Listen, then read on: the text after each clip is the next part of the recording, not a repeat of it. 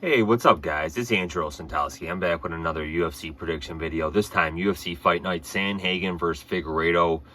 This event goes down Saturday, May 3rd, 2025. Prelims begin at 6 p.m. The event is going down from the Wells Fargo Arena in Des Moines, Iowa. So this might be their first time in Iowa. I'm not exactly sure, but I know Jeremy Stevens was wanting them to come there for a long time when he was with the promotion. But yeah, they're finally there. They're holding a Midwest event. In the previous week, they're doing a Midwest event in Kansas City. So let's get into it, guys. First fight up, Azamat Bekoev against Ryan Loder. Ryan Loder, I think he was the tough winner. 33 years old, five fight winning streak. I think he beat Robert Valentin. He did. That was back in August. It seemed like a long time ago. So a good 9-month layoff for him. And he's going up against Bekoev, who I believe he just made his debut, and he won. 7-fight win streak, 29 years old, fighting out of American Top Team. Beat Zach Reese in the first round. So very impressive win. Zach Reese, he's got a few fights in the UFC. He also holds a win over Dylan Butka, who probably won't be with the promotion anymore after his recent loss. So a good fight here, good matchmaking. Again, there's no odds available for these fights. I'm going to side with Bekoev, though. Junior Tafa against Tuco Tokos. And I think they're trying to get Tafa a win here, man. Tuco Tokos, he's kind of shown that he's not UFC level. 2-fight losing streak, 34 years old. Losses to Navajo Sterling and Omar Sy. And again, props. He went the distance with Sterling. Took some big shots. He went down a couple times, I think, to body shots and whatnot. So again, they're not doing him no favors here. Junior Tafa, doesn't seem like we've seen him fight in a while. Again, he's got great striking. Last fought in October, so it hasn't been too long. He beat Sean Sharaf by punches. Okay, I don't think I've seen that fight. Then a couple losses prior to that. But again, he is an exciting fighter. So was his brother. I'm going to side with Junior Tafa here to pick up the win. Cameron Smotherman against Serhiy Sidey. Smotherman, let's take a look at him. 4-fight winning streak, 27 years old. Wins over Jake Hadley. So yeah, he's got some good wins. And I think he made his UFC debut on short notice too. So that is impressive. He beat Jake Hadley, but I don't really know what to say about Hadley. I don't think he's with the promotion anymore. Serhiy Sidey, 1-fight winning streak, 28 years old. Coming off a split decision win over Garrett Armfield. I think I'm going to side with Sidey here. Again, I don't know too much about either guy. I think Smotherman's probably going to want to get takedowns. Sidey's going to want to keep this standing. I'm going to side with Serhiy Sidey. Jin Young Lee against Trevor Peek. Trevor Peek, 2-fight losing streak, 30 years old. UFC's probably trying to get rid of him at this point. Again, disappointing losses to Yamal Ashmouz and Charlie Campbell in his last 2 fights. So again, he loses this, he's probably going to be cut. He's been in some exciting fights in his career. Let's take a look at Ji Young Lee. 1-fight losing streak, 29 years old, lost to Hyder Amil, so that's not a good loss. But impressive win over Blake Builder. I thought Blake Builder was a decent fighter, but I know he's no longer with the promotion, from what I know. So again, it's really hard to call. These guys are probably at an even level here. Peek's probably got the more experience between the two, as far as the UFC experience. I'm gonna side with Lee, but again, no real confidence. Great fight here. Montel Jackson against Daniel Marcos. I mean, it just doesn't seem like Montel Jackson can ever move up the bantamweight rankings because he doesn't fight often enough. This guy's got serious height and reach on his size for the division, but he last fought in July. So, I mean, this is a 10-month layoff for the guy. He's already 32 years old, 5-fight winning streak. Absolutely starched Damon Blackshear in his last fight. 18 seconds, straight left, knocked him out. Beat Ronnie. I mean, he's beating everybody you're supposed to beat, man. You know, and it's time for a step up in competition here. This guy's a serious force to be reckoned with in the bantamweight division. Daniel Marcos, this guy, he's on a 23-fight win streak, 17-0. beat Adrian Yanez, beat John Castaneda, so he's probably fought the better competition of the two. I'm gonna side with Montel Jackson here again. Let's see what these guys can do. I mean, they're both prospects. Kind of hate to see them paired off against each other as they're rising the bantamweight rankings. But again, somebody's got to win, somebody's got to lose. I'm gonna side with Montel Jackson here. Marlon Vera against Mario Batista, and again, not a lot of people are happy with Mario Batista in his performance against Jose Aldo. You know, he kind of, in my opinion, you know, he may have won the fight, but he lost to fans.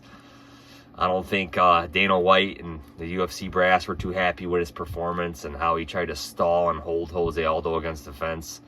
And I believe that fight was in Utah, guys. So, again, Jose Aldo, that guy he's older now for a bantamweight. You know, he retired and unretired, but Aldo, man, I mean, he's a fan favorite, and the guy fights like he's still 20 years old, man. He looks amazing. And so Batista, 31 years old, 7-fight winning streak. Marlon Vera's a huge step up. Again, Vera's a slow starter, which is his biggest problem. 2-fight losing streak. I mean, he's absolutely no longer in contention at bantamweight. But, I mean, he did get his title shot against Sean O'Malley. So you can say that. I mean, he did reach the pinnacle, and I don't think he's going to see that again. But I think he's good enough to beat Mario Batista here. Again, the problem is it's a 3-round fight, so he's going to have to get going right away. And if he loses the first, he's going to have to win the second and the third. But I'm going to side with Vera here, man. Maybe Batista just outvolumes him and just picks him apart at range. But I'm gonna side with Marlon Vera here. But again, it won't surprise me if Batista wins. Yana Santos against Miesha Tate. Really hard to see what you see in either woman here. Yana Santos coming off a win over Chelsea Chandler. Again, her husband Thiago Santos. I don't know if he's still with the PFL or whatever, but you know, as soon as he left the UFC, man, his career went further down the toilet. And Miesha Tate, she's back up at bantamweight after a quick run at flyweight, and picked up a win over Julia Avila. I don't know what you can really say about that. I mean, Avila retired just a couple weeks ago, so there's not really a lot to write home about that. I think I'll side with Miesha Tate here, but again, it's not going to surprise me if this one goes either way. Santiago Ponzinibbio against Daniel Rodriguez. Daniel Rodriguez, he's on a 1-fight winning streak, beat Alex Morano by split decision. Lost to Gastelum, lost to Machado Gary. Let's take a look at Ponzinibbio. My God, I mean, the guy caught a serious break in catching Carlston Harris. Carlston Harris was on his way to winning that fight. It's just kind of amazing how that all happened. He's going up against D-Rod here. He's not going to be able to catch D-Rod like that. I don't know. I think I'm going to side with Daniel Rodriguez here. But, and again, I wouldn't trust either of these fighters. Marina Rodriguez against Jillian Robertson. Well, I think the UFC is kind of done with Marina Rodriguez here. 2-fight losing streak. She's never shown the ability to stop the takedowns at a high level. Again, I mean, I think if you look back, you know, her, you know, the peak of her career was just shortly after that one over at Yanon John. Yeah, you know, and like I said, I mean, she looked phenomenal. I can recall in the Michelle Waterson-Gomez fight back in May of 2021, so 4 years ago, she looked great, man. I mean, I had a bet on Michelle Waterson in that fight, and you know, again, she won four out of those 5 rounds. You know, dominated Michelle Waterson, showed good takedown defense, and really battered her on the feet. Then went over Mackenzie Dern in a fight that I had Marina Rodriguez in. And Mackenzie Dern just couldn't get the takedowns in that fight in Marina Rodriguez piece. So, I mean, that's probably the pinnacle of her career right there.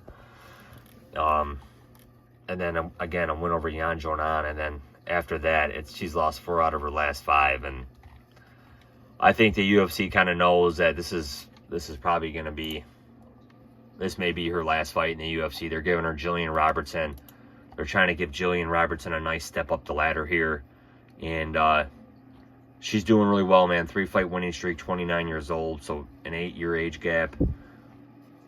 Again, beat Luana Pinheiro, beat Michelle Waterson-Gomez, Polyana Viana. The last loss was Tabitha Ricci, and I think we've kind of seen Ricci hit the peak kind of in her career. Again, she's an amazing grappler here. She's gonna have to work on her striking at some point. It may not be this fight though, so I think Jillian Robertson gets the takedowns. Probably, either wins a decision or gets a finish somehow. So my pick will be Jillian Robertson. Main event: Corey Sandhagen against Davison Figueiredo. Again, two great fighters. Sandhagen has not fought since his loss to Umar last August. 32 years old. Like to see this guy be more active. I was hoping they would match him up with Sean O'Malley, but the UFC may not want that, man. The UFC may not want O'Malley to take a loss. And again, props to him for his fight against Umar. I thought he did look good. I just thought maybe he was a step behind Umar. Umar's striking looked really good in that fight. So, man, props to Corey Sandhagen in that fight because he looked great. He was coming off a year layoff, I think after he tore his bicep or tricep, some type of injury like that in that Font fight. And again, this was in Abu Dhabi when he fought Umar, I believe. Let's take a look. And it was. And again, he was just kind of a step too slow. But again, he held his own. And he's going up against Davison Figueiredo here. And I would say Corey stands to hold a significant volume edge against Davison. But you know what I like about Davison is now that he's at bantamweight, this guy is staying more active. He's taking fights. He's fighting tough dudes in the weight class, man. And I got a lot of respect for that. He's 37 years old. So he's 5 years older than Corey Sandhagen here. He's on a 1-fight losing streak. I believe we watched him lose to Peter Yan in the main event back in November. Man, time just goes by. So, again, it's good 7-month layoff, 6 months layoff for this guy. And credit to him for going all 5 rounds of Peter Yan. That was good experience for him. And you've seen since he's been at bantamweight, look at him. Wins over Font, Garbrandt, Vera, all quality opponents.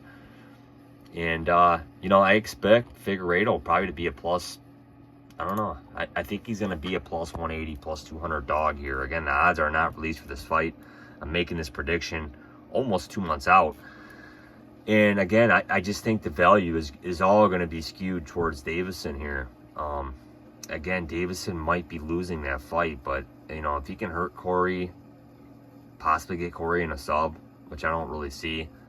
But again, I just think you got to go with the dog shot here in Davison. This guy's a quality bantamweight. Let's pull up the rankings here real quick. Pull them up real fast, guys. So again, we see Corey Sandhagen at number 4 and Davison at 5. So they're ranked 4 and 5 in the bantamweight division. And I just think that the odds that we're going to see, I think you do have to take Davison. I think it's dog or pass.